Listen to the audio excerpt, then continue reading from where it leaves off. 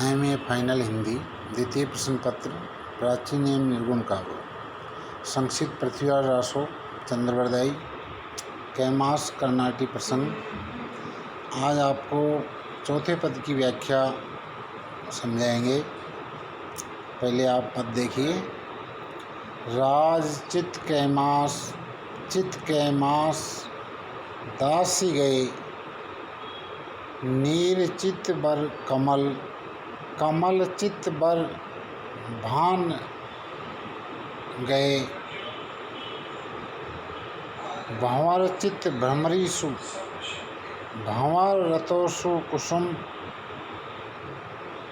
रस, भ्रम लोय रतियो, लोच रतोसु अधम रस, उत्मंग ईस धरी गंग को, गंग उल्टी फिर उददी मिली। तो सबसे पहले इसमें जो कठिन शब्द हैं उनका अर्थ हम समझेंगे। जैसे राजचित, राजचित का मतलब है राज्य में ध्यान लगाना। दासी गए मतलब दासी के अंदर चित्त लगाना। भंवर भौरा, कुसुम मतलब फूल, रतो प्रेम। व्याख्या करते समय हमें ये ध्यान रखना है कि सबसे पहले हमें उस पद्यांश का प्रसंग लिखना होता है। प्रसंग के अंदर जो पद्यांश के अंदर जिस चीज़ का वर्णन किया गया है उसको हम प्रसंग के रूप में लिखते हैं। तो इसका प्रसंग इस प्रकार आप लिख सकते हैं। प्रस्तुत पद्यांश हमारी पाठ्य पुस्तक आचार्य हजारी प्रसाद द्विवेदी द्वारा संपादित संक्षिप्त पृथ्वीराज रासो चंद्रवरदाई से लिया गया है। पृथ्वीराज आखेट प्रिय था और इस कारण उन्होंने अपना राज्यकार्य कैमास मंत्री को सौंप दिया था और वह भ्रमण के लिए निकल गया था। इस पद्यांश में उसी स्थिति का वर्णन किया गया है। व्याख्या कवि चंद्रवरदाई कह रहे हैं कि कैमास अब तक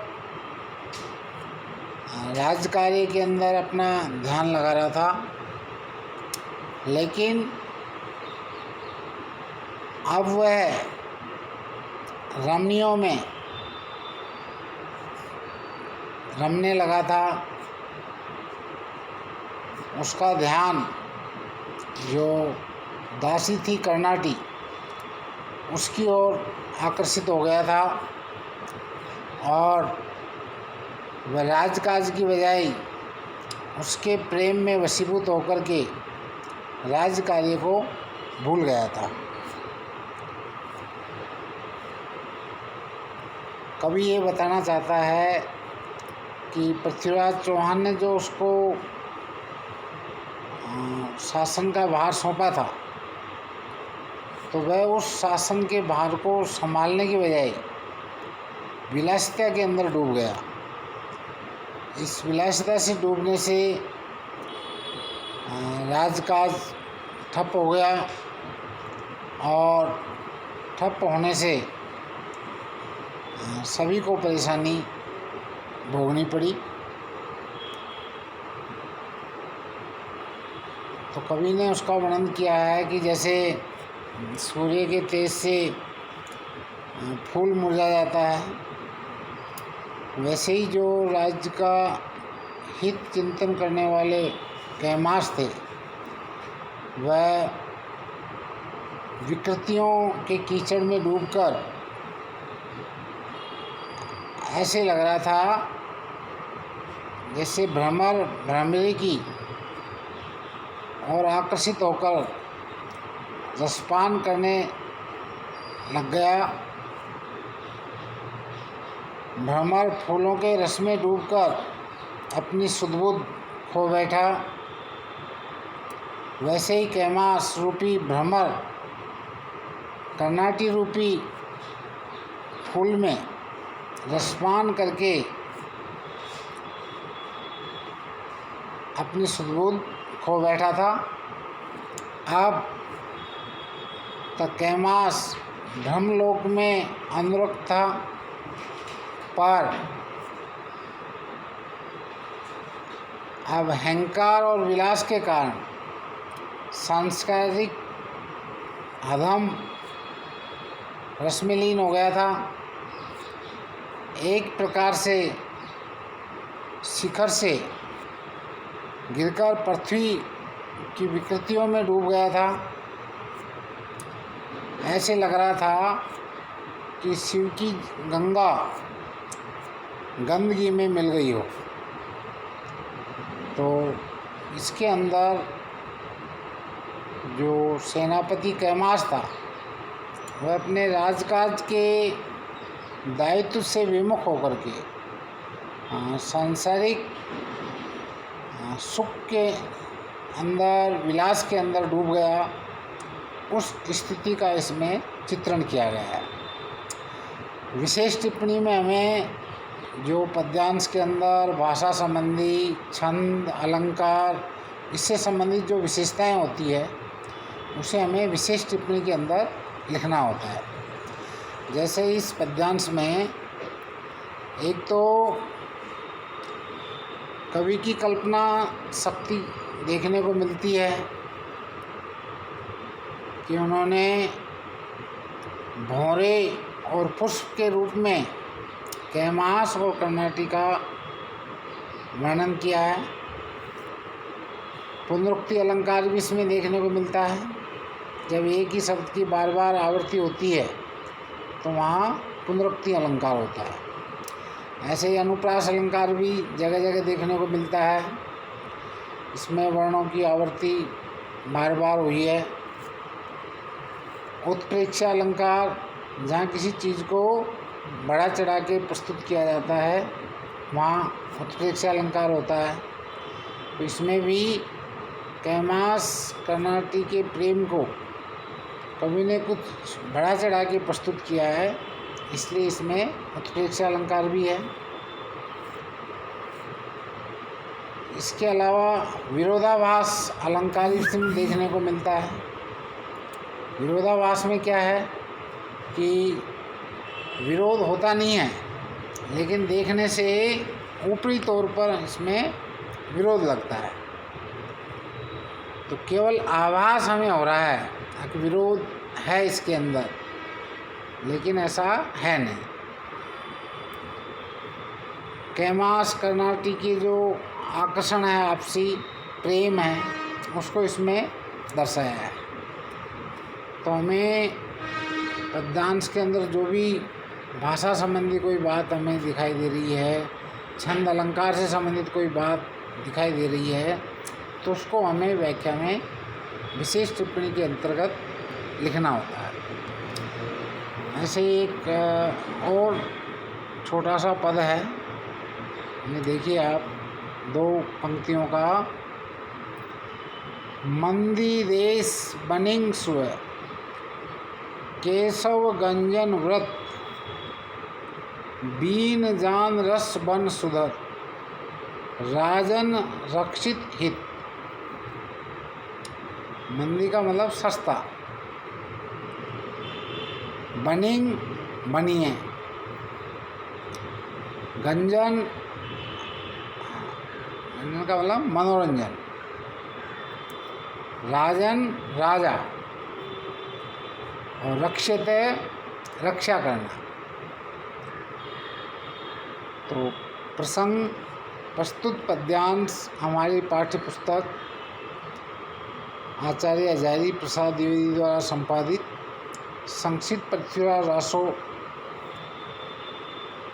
में संकलित कैमास कर्नाटी प्रसंग से लिया गया है। इसमें कैमास की मन स्थिति का चित्रण है। कैमास मूर्ति के आकर्षण में बंध गया था, तो उसके मन में क्या क्या प्रतिक्रियाएं हुई है उसका इसमें वर्णन किया गया है। तो हम कह सकते हैं कि जब देश मंदी के दौर में गुजरता है तब वणिक पुत्र व्यवस्था का अनुभव करता है और समय व्यतीत करने के लिए नृत्य और विलास की ओर उन्मुख होता है। कुछ ऐसी स्थिति कैमास की हो गई थी, क्योंकि इस समय पृथ्वीराज तो आखेट खेलने के लिए गया हुआ था और कैमास ने सोचा कि अब तो सारा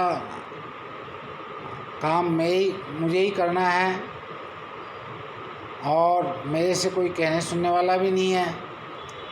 तो वह विलासी हो गया और विलासी होने के कारण वह अपना समय मनोरंजन के अंदर व्यतीत करता है।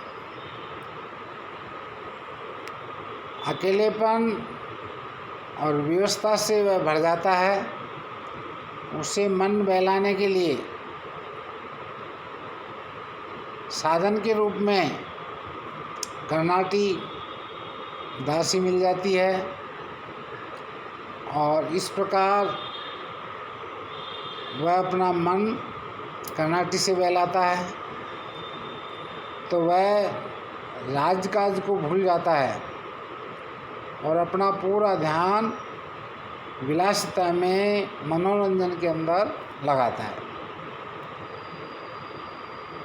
तो कवि ने इसमें ये बताया है कि राजा तो अपने दायित्व का ध्यान रखता है, लेकिन जो अस्थायी रूप से किसी को यदि कोई काम सौंपा जाता है तो वह उस काम की जिम्मेदारी महसूस नहीं करता। तो कैमास ने राजकाज की ओर इतना ध्यान नहीं दिया और उसने अपनी सुख सुविधाओं का, अपने मनोरंजन के ऊपर ध्यान दिया और वह दासी कर्नाटी के प्रेम पास के अंदर डूब जाता है और राजकाज की उपेक्षा करता है। इसमें विशेष टिप्पणी के रूप में हम कह सकते हैं कि इसमें कवि ने उपमा और उदाहरण अलंकारों का प्रयोग किया है। उपमा किसी समानता के कारण दी जाती है और कभी कोई बात कह कर के और उससे संबंधित और कोई बात कहता है तो वह उदाहरण अलंकार माना जाता है। कवि ने इसमें विलासी व्यक्ति की मानसिक स्थिति का वर्णन किया है कि जो कैमास जो प्रधान सेनापति था, पृथ्वीराज चौहान उसको शासन का भार दे करके आखेट के लिए चला गया, तो उसने राज्य के कामकाज के ऊपर इतना ध्यान नहीं दिया और अपने मनोविदों में और विलास के अंदर वह डूब गया। धन्यवाद।